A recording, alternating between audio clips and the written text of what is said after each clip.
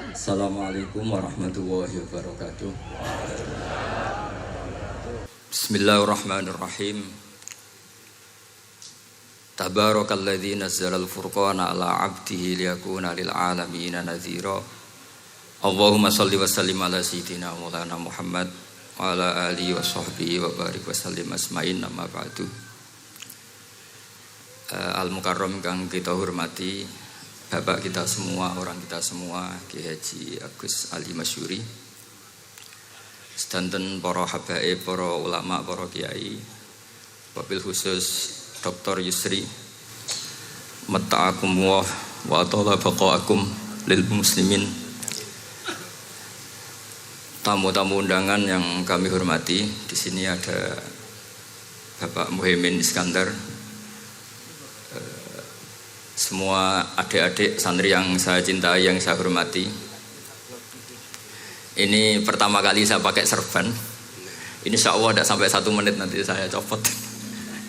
Karena untuk gus-gus muda itu ada kaedahnya. Katanya dulu pakai serban setelah bisa baca Wahab. Kalau sekarang enggak, kalau sudah kaji dipanggil abah ya pakai serban. Saya ini santri sarang mulai kecil. Dulu pakai fikih, model usul fikih. Jadi kalau keyakinan Mbah Maimun itu kalau ada santri pakai peci putih itu dimarahin. Katanya beliau, wong desa itu kaji adol Tegal, adol sawah, mbok saingi kedul 5.000. Jadi ngelarani kiai itu, ngelarani wong desa itu dosa katanya. Tapi beberapa kiai pakai peci putih karena sunat. Akhirnya saya sudah haji tapi keterusan pakai peci hitam karena mulai kecil diharamkan terus keterusan gitu. Pakai serban juga gitu, dulu ada kaedahnya katanya boleh pakai ini harus setelah ini terus keterusan nggak pakai. Tapi ini alhamdulillah dikasih sama Gus Ali, ini saya terima. Nah ini iaro apa tamblik tidak tahu. Teman-teman bahasa Indonesia Jawa bahasa Inggris benar. Jadi bahasa Inggris favorit, understand deh. Jawa mawon nggih, santai-santai mawon nggih. Ini saya tidak tahu, saya harus istighfar atau harus syukur. Karena kenapa saya berpikir ini kalau butuh istighfar nopo syukur, mergi termasuk yang paling saya hindari itu acara seperti ini.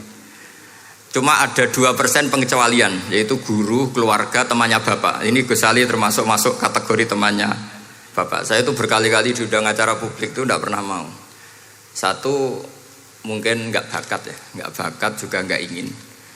2, saya tidak cukup punya kemampuan untuk menjelaskan konstruksi Islam yang utuh hanya dalam waktu 1 jam. Karena keyakinan saya ngaji itu harus khatam, karena saya ini trauma. Kalau ngaji di depan Musonnet bilang kama sayati, sebagaimana yang akan datang. Setelah belajar di belakang kama sabako, seperti yang sudah kelewat.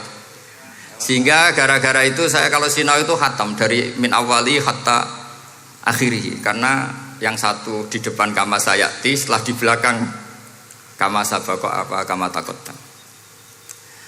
Yang jelas ilmu yang saya tekuni memang ilmu tafsir. Gus Ali tahu betul tentang bapak saya. Karena mulai kecil saya ini menangi beliau belum tenar-tenar amat sampai sangat tenar, mungkin sampai langit kayak khawatir. Begini, dulu saya di sarang itu pernah rois takrib, rois Fathul Mu'in. Tapi yang menjadi saya tambah alim itu gara-gara gejolokan bapak begini. Hak dhisik ana wong imami saking semangate ngapalno hal ataka haditsul ghasyiyah. Jumat itu karena dia ingin keren ya pakai surat panjang gitu. Terus dia datang ketika takbir langsung baca Bismillahirrahmanirrahim hal ataka haditsul ghasyiyah. Makmumnya bilang subhanallah. Karena dia agak pede dengan surat yang panjang diganti qul ya ayyuhal kafirun. Makmumnya masih bilang subhanallah. Sampai berkali-kali diganti surat kulhu, ya makmumnya tetap bilang subhanallah. Karena nggak tahu caranya mengingatkan kalau imam itu tidak baca Fatihah. Karena ada satu cara, yaitu kon ngelingno ngangge napa Subhanallah. Akhirnya wonten makmum sing nekat ora maca Fatihah. Nah, pertanyaan bapak saya, kamu harus berani istihad, merubah hanya satu pakem, mengingatkan imam tuh pakai Subhanallah. Karena kalau kasus seperti ini nggak cukup diingatkan Subhanallah. Niki adik-adik, kira-kira batal mboten ngelingno imam muni ora maca Fatihah. Kalau sampean bilang batal, berarti nggak ada solusinya. Kalau bilang sah itu beberapa kalimat yang dalam pakem sholat itu napa? Membatalkan. Sampean milih batal apa enggak? Enggak polling saja kayak pemilu. Sampai saya tuh cari-cari, akhirnya ketemu juga di kitab Mizan Kubro diterangkan oleh Imam Malik bahwa kalamul musolli, musolli itu ngomong, kalau itu manfaat, tapi jangan ditiru loh ya, dan darurat, ya, dan darurat, maka itu boleh dan tidak membatalkan sholat. Misalnya imam sholat kemudian di bawahnya ada bom atau ada ular kobra, kalau nggak ada cara ya mau tidak mau harus diingatkan pakai kalimat, karena kalau subhanallah tok nanti gonta-ganti surat saja. Tahu-tahu mati dipatok ular apa? Kobra. Sehingga dari gejolokan-gejolokan seperti itu akhirnya saya berpikir, sampai saya nyari kitab-kitab Al-Madzhabul Arba'ah, karena memang nggak cukup. Terus pertanyaan kedua kata bapak saya tentang tradisi, misalnya orang-orang kampung kalau bikin batu bata itu dari tanah, kemudian kadang makjunun bisirjin, kadang dicampur dengan apa? Sirjin. Nggak usah diterjemah, ini sambil latihan bahasa Arab katanya. Masa pondok internasional nggak bisa bahasa Inggris sama bahasa Arab? Makjun ya. Ternyata mazhab Syafi'iyahnya membolehkan atau nganggap alat tohara itu dua, alma wa turab. Tapi ternyata dalam mazhab Hanafi termasuk alatut tadhir atau alatut tohara itu an-nar, yaitu api. Alasan Abu Hanifah, orang mukmin yang banyak dosanya itu untuk masuk surga itu disucikan dulu di neraka. Artinya an-nar itu al-mutahhirah. Nar itu gunanya mensucikan. Sehingga batu bata karena sudah mengalami proses dibakar, maka berarti suci meskipun ma'junun bisirjin. Ya tapi jangan pakai tayamum, pakai apa? Nah, jadi kalau Anda mandi junub atau nggak punya wudhu, kalau nggak ada turab sama apa? Air, ada solusinya, yaitu wudhu pakai nar. Tapi itu jelas haram itu kalau itu, karena nggak mungkin nggak ada turab, itu nggak mungkin. Sehingga ini penting, gejolokan-gejolokan para ulama, para guru ini penting. Karena ternyata para nabi itu menjadi pinter, itu ya karena digojlok pangeran. Saya punya sekian contoh di kitab-kitab para wali.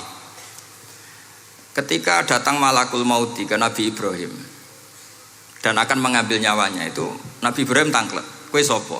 Aku malaikat. Ono apa? Ditugasno pangeran mencabut nyawa Anda. Terus kata Nabi Ibrahim, apa kamu tahu saya ini siapa? Ya tahu, Anda Khalilur Rahman, kamu kekasih Allah. Terus kata Nabi Ibrahim, hal ra'aita habiban yumitu habibah. Masa ada kekasih membunuh yang dikasih? Pasti Anda salah. Ya karena malaikat nggak pernah ngaji di sini, di progresif ini. Dia tidak bisa jawab. Akhirnya niki kalau pamit, niki kalau sembuh niki cekap. Niki cekap. Bingung, betul ngulingin nih bingung.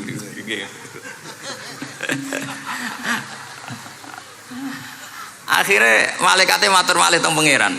Ya Allah, kata Nabi Ibrahim logikanya begini, wahal ra'aita habiban yumitu habibah. Mosok kekasih kok dipateni kekasih. Terus kata Allah gini, ya sudah bilang gini sama Nabi Ibrahim, sama Ibrahim. Wahal ra'aita habiban yakrahu ayyalqa habibah.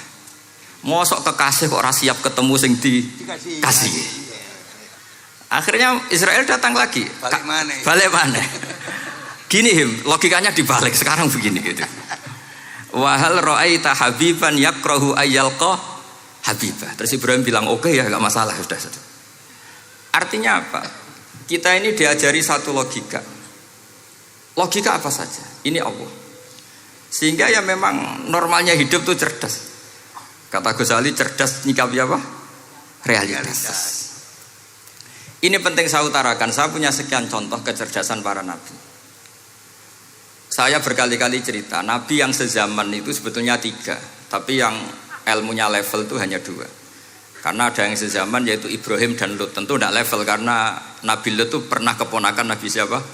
Ibrahim. Kedua Nabi Musa dan Nabi Harun.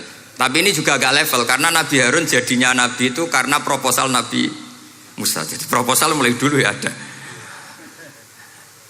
Nah, Nabi Musa kita tahu adalah al-sak. Al-sak itu kalau ngendikan itu lesannya agak cedul. Cedul ya. Cedul. Ini nanya jajar Gus Ali. Jadi kalau nggak bisa tanya ya. Bahasa Arabnya pokoknya al-sak. Cedul ya. Cedul. Karena masyhur ya kita tahu cerita itu Musa yang kecil itu wis beling. Jadi nak digendong Fir'aun itu dijabuti jenggote. Padahal masih kecil. Sesuai Fir'aun curiga dasar Bani Israel. Lama-lama dia memutuskan sepatah ini aja ini jelas darah-darah Israel. Kita tahu Fir'aun adalah orang Kipti, orang Mesir. Setelah berkali-kali gitu terus tanya gini sama Asia, ini anak ini sudah bisa mikir, memang dasar Bani Israel jadi gak suka orang Kipti. Orang bah cah cilik biasa gak masalah. Singkat-singkat terus dites ada jamroh, ada bara api sama apel. Sebetulnya Musa ini sudah tahu mau ngambil apel, tapi kalau dia ngambil apel dibunuh sama Fir'aun berarti bisa membedakan. Akhirnya sama Jibril diarahkan ngambil apa? Api jamroh tadi. Akhirnya agak ditelan terus menjadi lesannya apa? Cedul. Sampai sepuh jadi nabi tetap begitu. Makanya beliau ngendikan Rabbi syrahli sadri wa yassirli amri wahlul 'uqdatam min lisani yafqahu qawli. Terus proposalnya itu tadi waj'alli waziram min ahli Haruna akhi.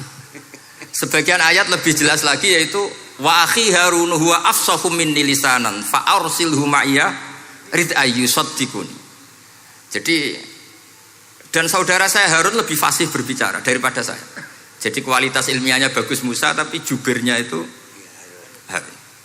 Ya kira-kira gak Balim dulu ya? Iya Balim. Ya. Jadi ini saya jubirnya Gus Ali, saya Harun, ini Musa. Maksudnya kaya karena sudah ada nabi. Singkat cerita karena Musa itu agak alsak sehingga Harun ini ya nggak levelnya. Padahal sezaman sehingga ya nggak pernah bantah-bantahan, nggak pernah adu argumen. Yang benar-benar nabi sezaman dan kemudian sering adu argumen adalah Isa dan Yahya. Kita tahu umurnya ya imbang, kualitas al-mazaya wal wa'il juga imbang.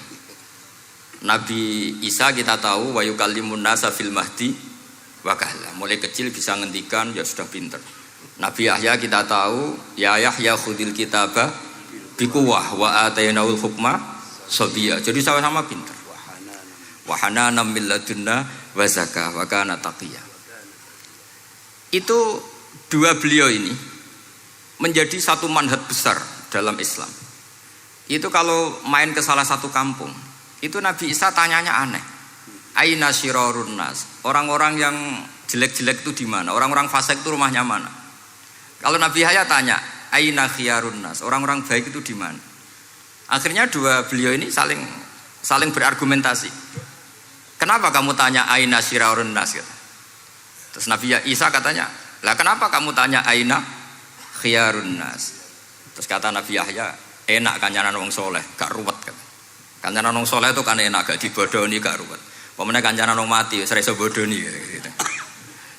Masyhur itu cerita Gus Dur, Gus kenapa sering ziarah? Kancanan wong urip sumpek. Iya. Wong mati gak tau bejo. Wong mati gak tau bejo. Ini teman ziarahnya Bapak. Wong mati gak tau bejo. Ya. Itu ya ini santai-santai saja, rileks saja. Karena saya sudah tahu mau ngomong apa.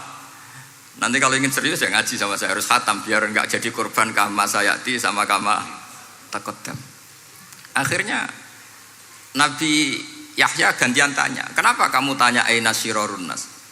Itu masyhur beliau. Ini dalam kitab Tabaqatul Asfiya karangan Abu Nu'aim Al-Asfihani. Riwayat Sufyan bin Uyainah, gurunya Imam Syafi'i. Jawabnya Nabi Isa unik. Ana an-nabiyyu, saya ini nabi. Biman zilatit tabib. Nabi itu ibarat dokter.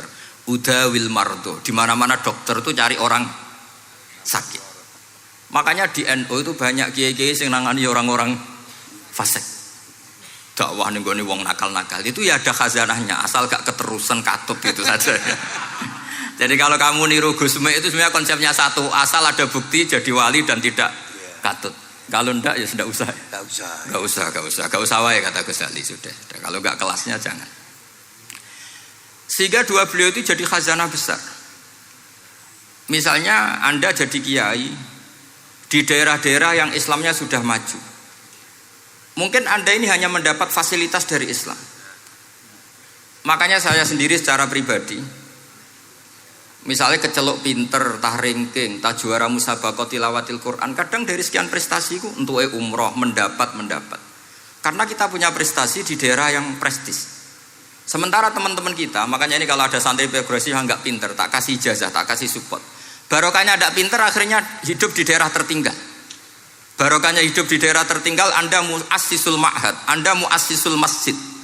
Sing prestasi hanya mendapat dari negara, yang tertinggal malah memberi kontribusi. Akhirnya apa? Lama-lama ini yang prestasi coro Jawa ngatok tomak. Saya dapat apa? Sementara yang di desa tertinggal saya bisa memberi apa? Sehingga Allah bikin wong bodoh itu ada rencana besar gitu. Jadi mau orang bodoh itu gak ada orang-orang santri yang hidup di daerah-daerah apa? Tertinggal. Men golek prestasi, golek umroh.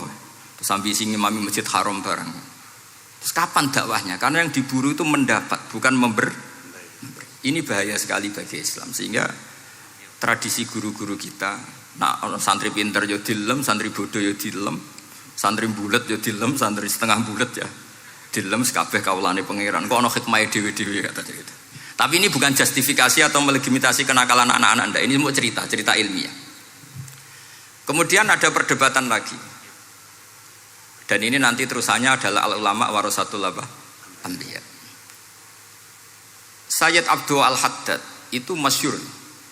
Kalau ada orang sowan ditanya, kiaimu nak mulang tau nangis? Mboten nate. Lereni ngaji wong ngono iku. Atine atos gitu. Tapi Abdul Hasan Asyadzili kalau ada orang tamu tanya, kiaimu nak mulang tau guyu? Mboten nate. Lereni wong ra iso syukur gitu. Jadi ini dua kutub besar. Siapa yang enggak tahu kewalian Abdul Hasan Asyadzili? Siapa yang enggak tahu kewalian Sayyid Abdul Al-Haddad? Nah ini kalau Gus Ali sudah dua-duanya, guyu ya sering, nangis ya sering, ini sudah makomen, ini sudah Majma'ul Bahrain kalau dalam ilmu tasawuf. Dan itu mirip perdebatan Nabi Yahya dan Nabi Isa. Nabi Yahya itu happy, hidupnya happy, kayak bapak saya itu hidupnya happy.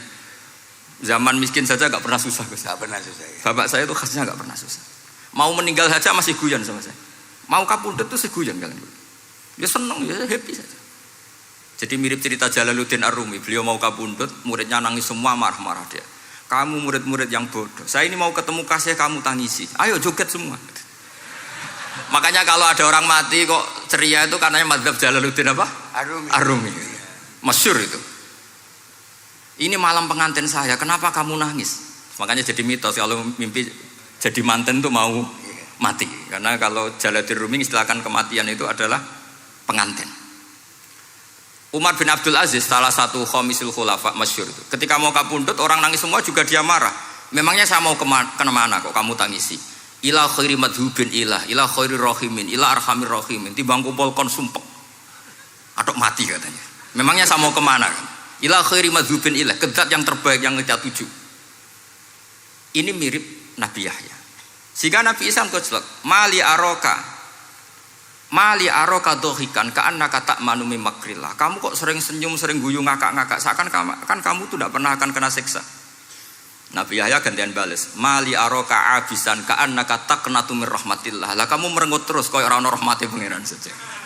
Ini terjadi madzhab antara Abdul Hasan Asyadzili dan Sayyid Abdul Al-Haddad. Sayyid Abdul Al-Haddad juga diikuti banyak kiai. Itu kalau habis sholat tuh masih susah, diterima enggak? Sholat kita makbulah apa enggak, puasa kita makbul apa enggak, sujud kita makbul apa enggak.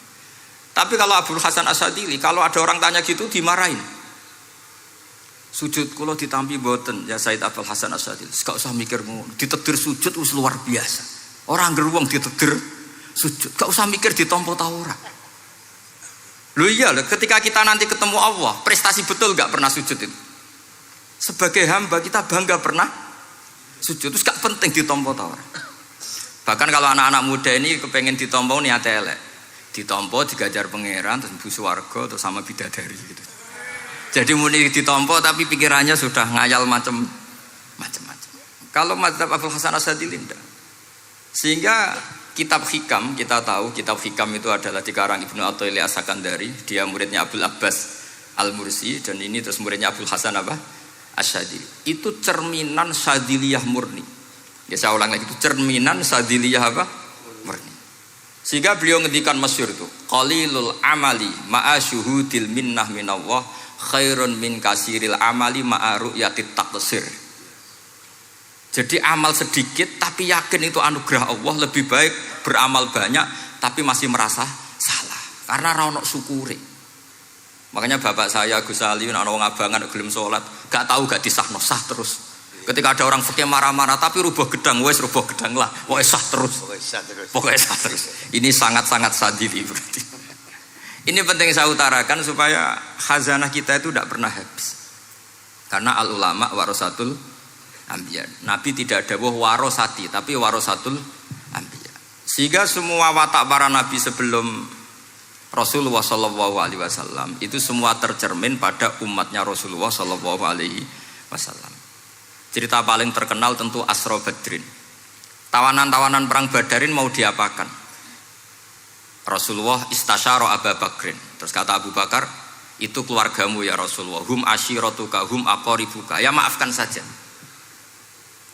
Terus ditanya Umar, menurut kamu gimana Umar? Itu kan orang-orang yang ngusir engkau ya Rasulullah. Yang dulu ingin membunuh engkau, sekarang ketangkep ya bunuh, kok repot. Apa kata Rasulullah? Masaluka ya Abu Bakrin kamasali Ibrahim isqala faman tabi'ani fa innahu minni wa man asani fa innaka ghafurur rahim. Sing prestasi ya alhamdulillah, sing ora prestasi muga-muga pangeran akeh sepurane. Sudah gitu iya cara Gus Ali ya sis ngono kok repot. Wa masaluka ya Umar kamasalin Nuh isqala rabbi la tadzar alal ardi minal kafirina dayara. Sudah habisi saja ning donya kok kafir. Tapi anehnya apa? Rasulullah akhudha bi madzhabi Abi Bakar. Nabi mengambil pendapatnya siapa? Abu Bakar. Karena Nabi kena khitab anit tabi millata Ibrahim hanifah. Akhirnya terus keterusan. Akeh kiai NU nek ana umat salah dibarno nganti ra roh nak salah. Makanya kenangan saya sama Mbah Sal Mahfud karena beliau itu sepupu sama Mbah saya di Sahal itu.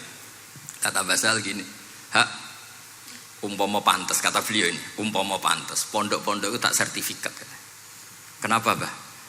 Ya akeh kiai gondrong muridnya kol gondrong kabeh terus kadang rapati salat jare diulang kali jogo. Engko neng kali-kali golek Nabi Khidir gak tau ngaji. Lah ngene ku nak ditakoki afiliasine kok NU gitu. Mau disertifikat, dadi distandarkan. Pokoknya anggar gak ana takribe ya ora NU gitu. Karena nanti kalau gak disertifikat ini terus khayal-khayal macam-macam ini rata-rata kan afiliasinya juga ngeklaim NU. Padahal ya itu tadi, jadi diulang kali jogo langsung diulang macam-macam. Ini penting saya utarakan karena standarisasi ini penting. Caranya gimana? Kita harus sebanyak mungkin baca khazanah Islam. Makanya Imam Ghazali, kayak apa pinternya Imam Ghazali? Beliau di akhir kitab Ihya ngendikan wa alaika bimudawamati mutalaati kitab khilyatil auliya wa tabaqatil asfiya. Sehingga kita akan punya khazanah yang luar biasa. Saya punya banyak tentang kearifan ya para ulama-ulama dulu. Di antaranya dulu saya sering diceritain bapak tapi gak paham. Tapi setelah saya ngaji lama-lama paham. Beliau pernah didawi Badullah gini, Nur, dhisik ana wong salat 2 rakaat. Terus syukur akhirnya salat lagi sampai 4 rakaat. Saking syukurnya salat lagi sampai 6 rakaat. Seterusnya sampai 1000 salat. Kita tahu itu Said Ali Zainal Abidin. Jadi dia menambahkan sholat itu karena iskon lillah, wa syauqon lillah, mahabbatan lillah. Bukan kayak kita, karena ingin sholat 1000 rakaat dibagi sekian menit terus kenanya 2 jam. Jadi kayak kita taraweh lah 20 menit, 20 rakaat dibagi sekian kenanya 7 menit. Pentingnya apa? Meskipun kita tidak akan mengalami seperti itu, tapi kita menjadi tahu ketika Rasulullah SAW ngendikan wa qurratu aini fis shalah. Bahkan Nabi kalau banyak masalah Itu Nabi yataradad, mutaraddidan di dalamnya. Setelah mutaraddidan agak panik, Nabi tanya gini sama Aisyah, Aina Bilal, Aina Bilal. Bilal kemana, Bilal kemana? Setelah Bilal notok, tok tok tok tok, ya Rasulullah as-sholat. Arifna ya Bilal, arifna ya Bilal. Saya kasih istirahat ya Bilal, saya kasih istirahat. Karena roh dunya, roh politik, roh kebudayaan, roh dulur bulet kabeh.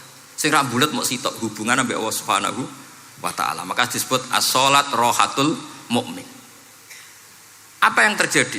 Ashabu Rasulillah ketika Sayyidina Umar ditusuk oleh Abu Lulu al-Majusi, tentu pakai kira-kira ya panah yang kayak pancing. Jadi kalau sudah dimasukkan kadu cabut itu sakitnya minta ampun. Apa kata Umar? Nanti cabut ketika saya sholat. Karena sekali sholat dan setelah itu dicabut nggak terasa. Ya, kalau sholat kita ada nyamuk ya sudah. Ini penting saya ceritakan sampai ada wali ditawarin Allah, silahkan masuk surga, tanya ya Allah di surga ada sholat enggak? Kalau tidak ada sholat enggak lah katanya. Karena dia nggak bisa membayangkan nikmat tanpa sholat. Sehingga penting sekali kekaguman ini. Ketika Sayyidina Umar wafat, di antara yang pertama ditanyakan adalah yang bunuh saya siapa? Itu Hulamul Mughirah, Abu Lulu al-Majusi. Beliau spontan langsung ngendikan gini, Alhamdulillah alladzi ja'ala maniyati biyadi rajulin lam yasjud laka sajdatan tuhajuni biha yaumal qiyamah. Matur nuwun Gusti, saya dibunuh oleh orang yang enggak pernah sujud. Kalau saja dia pernah sujud, saya tidak berani maksudkan dia. Jangan-jangan sujud itu engkau terima kemudian dia min ahlil jannah. Kayak apa pentingnya kenangan sujud? Rasulullah juga pernah ngendikan nanti kalau dunia sudah ruwet, as-sajdatul wahidatu khairun minad dunya wa ma fiha. Satu sujud lebih baik ketimbang dunia seisinya. Karena itu kelayakan kita sebagai hamba. Makanya Abu Hasan Asadili ngendikan, sudahlah kafal amilina jazaan an radiyaka laka ahlan. Sudah ditakdir ngamal sudah harus syukur. Kok mikir ditompo ta ora usah, gak penting. Itu madzhab Abu Hasan Asadili. Dan itu ditiru para kiai-kiai kita. Madzhab Said Abdul Haddad juga ditiru kiai-kiai kita. Sehingga sedekah Rasulullah ketika ngendikan al ulama warasatul anbiya. Ini penting saya utarakan karena khazanah kita biar tetap kaya. Makanya masyhur dalam Manaqibul Ghazali kita tahu Imam Ghazali itu orang yang luar biasa, pengarang Ihya. Saya punya banyak karangan beliau, Al-Arba'in Al-Usul. Tapi yang paling saya cintai tentu Ihya, kitab Mustasfa, kitab Qawaid Fikih itu Usulul Fikih. Manaqibul Ghazali adalah Rasulullah pernah jejer Nabi Musa. Terus Rasulullah ngendikan ulama ummati ka anbiya'i Bani Israel. Terus kata Nabi Musa, yang benar saja, masa ulama kok kapasitasnya kayak Nabi, apapun hebatnya itu enggak mungkin lah kapasitasnya kayak Nabi. Terus kata Rasulullah, ya sudah buktikan saja. Terus dipanggillah Imam Ghazali. Ketika dipanggil, ini katanya Ghazali katanya. Ditanya sama Nabi Musa, siapa namamu? Ana Muhammad bin Muhammad al-Ghazali at-Tusi asy-Syafi'i. Mau jawabnya panjang. Terus kata Nabi Musa, kecangkeman gitu, cara Jawa itu kecangkeman, ditakoki jeneng kok jawabnya kakean. Terus kata Imam Ghazali, ya lumayan saya. Jenengan ditanya Allah sing ya alamus sirra wa akhfa saja jawabnya kelebihan katanya. Apa itu kata Nabi Musa? Wa ma tilka bi yaminika ya Musa. Qala ya asaya atawakkau 'alaiha wa ahusyu biha 'ala ghanami wa liya fiha ma'aribu ukhra. Jadi Nabi Musa ditanya, sing mbok gawa iku apa ta? Ini tongkat saya, tak pakai ini, tak pakai ini, tak pakai ini. Jadi masih banyak kelebihan jenengan timbang saya. Akhirnya fa'aqarra Nabi Musa ini ikrar bahwa benar-benar ulama Rasulillah itu keambiyai Bani apa? Israel. Jadi khazanah-khazanah kecerdasan gini ini penting. Sehingga ketika ada kemacetan fikih, ada kejumudan fikih, tugas kita adalah memecahkan kejumudan itu. Misalnya begini, ini yang sering dilakukan bapak saya dan Gus Ali. Kancanan wong fasik hukumnya piye? Ya ora oleh, wong kok kancanan wong fasik. Tapi kalau dibalik, bina wong fasik boleh ndak? Boleh. Syaratnya bina kudu ngancani. Jadi dibelokkan gitu aja sudah rubah. Hadza huwal fiqh. Yang dikatakan fikih ya seperti ini. Tapi orang-orang yang enggak ngerti detailnya fikih, apalagi usul fikih, fikih itu menjadi rumit. Makanya ahli sunnah itu luar biasa. Ada orang mati karena narkoba atau karena apa itu oplosan. Itu kiai cokre. Itu kiai alim biasa datang. Itu ya biasa mempersaksikan, nggih mayite sae nggih. Nggih. Padahal orang itu enggak percaya ini orang mati cokre kok apa? Sae. Padahal di kiainya bilang gini, wis sae saiki wis iso nakal katanya. Maksudnya sae sudah mengakhiri semua kenakalannya lewat apa? Lewat kematian tadi. Karena itu doa Rasulullah. Rasulullah itu kalau ngendikan itu luar biasa. Allahumma ij'alil hayata ziyadatan li fi kulli khairin wal mauta rohatan li min kulli syarrin. Ya Allah, jadikan hidup ini ziyadatan li fi kulli khairin. Jadi anggap saja kalau hidup itu berarti potensi tambah baik. Anggap saja kalau mati itu akhir dari segala keburukan. Berarti orang cukri ini mati itu baik apa buruk? Baik, karena dia sudah tidak bisa buruk lagi. Makanya saya nah ini khazanah yang luar biasa. Karena tadi kematian adalah ar-rohah min kulli apa? Syarrin. Nah ini sesi kedua, mungkin ini tinggal seperempat jam atau setengah jam. Saya ini karena biasa ngomong lama. Saya mau menerangkan kalimat tauhid. Ini penting sekali. Kalimat tauhid itu kata Ibnul Qayyim Al-Jauziyah dalam kitab Zadul Ma'ad. Ini kitab kesayangan Sayyid Abdul Al-Haddad. Sampai beliau ngendikan, ya letani minha iddatan nusakhin li uhdiyaha ila tullab. Semoga saya punya naskah banyak yang mau saya hadiahkan ke santri-santri. Saking pentingnya kitab apa Zadul Qayyim. Itu beliau mengartikan la ilaha illallah itu luar biasa. Kalimat ini adalah kalimat super. Allah bikin surga juga demi kalimat ini. Siapa yang menerima kalimat ini maka masuk surga. Yang menolak kalimat ini maka dimasukkan neraka. Kita tahu neraka itu kalau ada batu dicemplung itu sampai ke bawah itu nunggu 70 tahun. Kayak apa kedalamannya? Bego siapa saja tidak akan bisa itu bikin apa? Neraka. Karena kalau batu dijatuhkan nunggu 70 tahun itu sampai kok riha. Itu dibikin juga untuk orang yang menolak la ilaha illallah.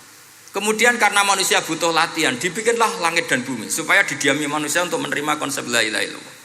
Karena manusia butuh pelatih, diutuslah para rasul untuk melatih la ilaha illallah.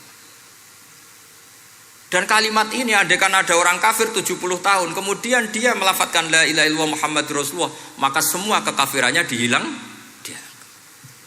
Maka santri-santri yang aswaja ini harus yakin, ia adalah kalimatun dakhala bihal kafiru al-islam. Ini kalimat yang orang kafir 70 tahun saja menjadi muslim.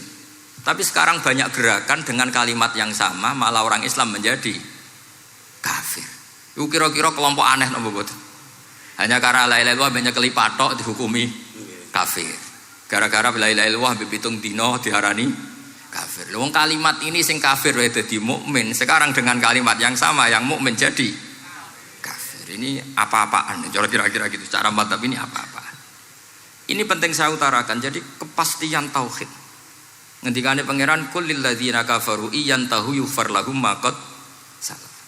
Makanya Abdul Hasan As-Sadili ketika nafsirkan fa'lam annahu la ilaha illallah wastaghfir li dzambika walil mu'minina wal itu ai bihadhil kalimah kata beliau. Kamu harus camkan bahwa la ilaha illallah dan setelah itu kamu baru sah istighfar untuk kamu sendiri maupun untuk orang mukmin siapapun, mukmin mukminah. Kita tahu andaikan kita punya keluarga kafirah atau murtadah sah enggak diistighfari? Enggak sah. Tapi sefasik apapun asal dia min ahli tauhid maka sah diistighfari karena fa'lam annahu la ilaha illallah wastaghfir lidzambika walil mu'minin. Jadi sahnya mengistighfarkan orang lain hanya dengan satu syarat yaitu dia min ahli la ilaha illallah Muhammadur Rasulullah. Sehingga dalam cerita-cerita kewalian, dan ini saya percaya cerita ini karena saya pernah menemukan di Musnad Ahmad, saya menemukan di Ithaf syaratnya Ihya, juga di kitabnya Said Muhammad Abu Abdul Farad itu. Dulu itu ada wali yang tukang bikin Istanbul itu. Pernah dengar tuh Istanbul itu yang Quran kecil itu. Kalau sekarang kan dibikin masif, 5.000-an. Kalau dulu masih asli. Itu Kiai Sarbini itu kayak Mbah Khalil Bangkalan. Jadi karena dia orang penting itu, nak diundang orang itu, ya engkau nak ditakoki pangeran muni rombongan. Jadi kayak Mbah Khalil juga Mesir gitu. Terus ditinggal lagi. Engkau takoki pangeran muni ngenteni Mbah Khalil, ngenteni rombongan. Ya sudah gitu dong. Tapi karena beliau terkenal wali ya.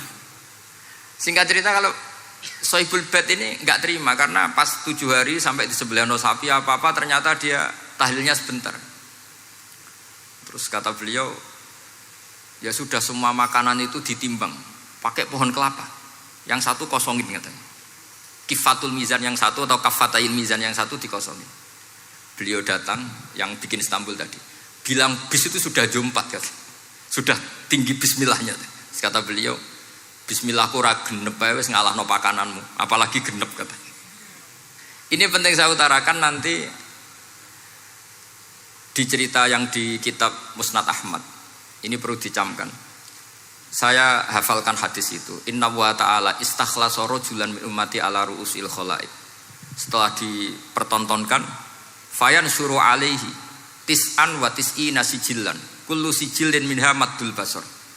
Jadi ketika dipertontonkan itu ada satu box, yang satu boxnya itu sudah sepanjang mata melihat. Sudah satu boxnya saja itu mislu maddil basar, sepandang mata melihat. Apalagi di 99. Terus Allah itu fair, Allah tanya, afalaka uzrun, apa kamu melakukan kesalahan banyak ini punya alasan? Enggak katanya. Adzolamat kata badi al-hafidun, apa memang malaikat itu sentimen sehingga salah kamu tok yang ditulis, kalau kamu enggak salah enggak ditulis? Enggak ya Allah. Terus kata Allah, bala innalaka inti hasanah, kamu masih punya satu kebaikan. Ketika Allah bilang kamu punya satu kebaikan, apa kata lelaki tadi? Nah, gunanya apa ya Allah satu kebaikan dibanding kesalahan yang sebanyak itu? Akhirnya kesalahan yang sebanyak itu ditimbang, si timbang satunya itu hanya la ilaha illallah Muhammadur Rasulullah. Fato syat as-sijillat, semua catatan salah tadi kalah. Kenapa? Fala yaskulu ma'asmillahi ta'ala syai'un, karena di dunia maupun akhirat tidak ada yang bisa mengalahkan kalimah thayyibah. Tapi sekarang kalimat thayyibah itu jadi tersangka. Nah ini makanya saya mohon santri-santri, hujjiyatu ahli sunnah wal jamaah ini harus mustaqirrah, harus sabitah, harus benar-benar berargumentatif. Sehingga kita tahu setahu-tahunya bahwa kalimat ini adalah kalimat yang orang kafir saja menjadi muslim. Masa dengan kalimat yang sama orang mukmin menjadi kafir. Ini penting saya utarakan karena kita harus terus belajar hujjah. Caranya gimana? Ya diantaranya tadi belajar kitab Ihya, beberapa kitab, sehingga khilaf-khilaf fikhiyah meskipun kita tidak bidangnya misalnya, itu tetap punya kualitas yang luar biasa. Saya sampai sekarang menerima sorogan kitab Mahalli, itu di situ ada perdebatan unik. Boleh enggak misalnya jenazah itu diletakkan di belakangnya yang sholat? Kata kaul awal enggak boleh, di mana-mana jenazah itu ya di depannya orang apa? Sholat. Tapi kata kaul sani, ya boleh saja jenazah itu tidak imam katanya. Iya. Sehingga pentingnya kaul sani adalah kalau Anda di Arab Saudi, itu jenazah-jenazah tetap di kamar mayat. Kemudian yang sholat ya di depan jenazah. Karena kalau dipaksakan di depan berarti jenazahnya di dekat apa? Ka'bah. Kayak apa kreditnya Mekah. Nah, meskipun kita tidak melakukan itu karena nanti dianggap aliran apa? Sesat. Ada jenazah kok di belakang kita sholat apa? Di depan. Tapi ini ilmu harus kita dengar. Begitu juga khilafnya kaul qadim dan kaul jadid. Menurut kaul jadid, yang namanya sujud itu harus 7 anggota. Karena kata Rasulullah SAW, umirtu an asjuda ala sab'ati a'zumin al-jabhah wal yaden wal rubbaten wal kodamen. Berarti al-jabhah 1, yaden 2, kodamen rubbaten 2, kodamen 2.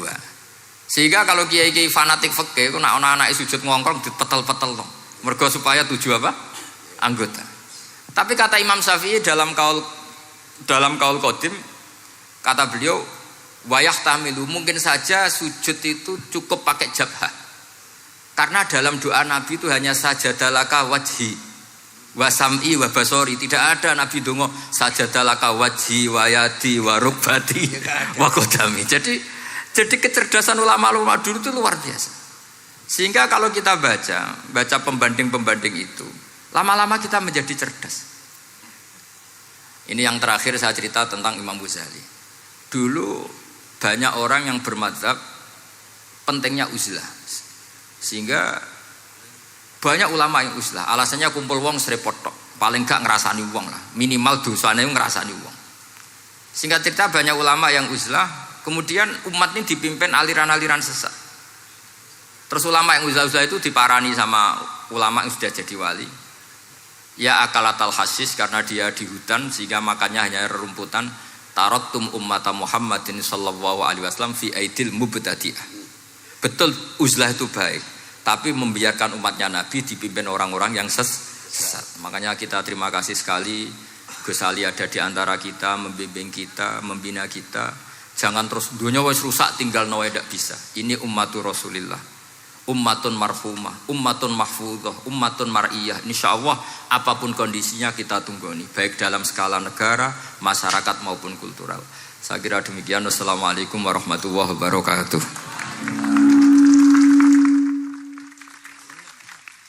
Ampun.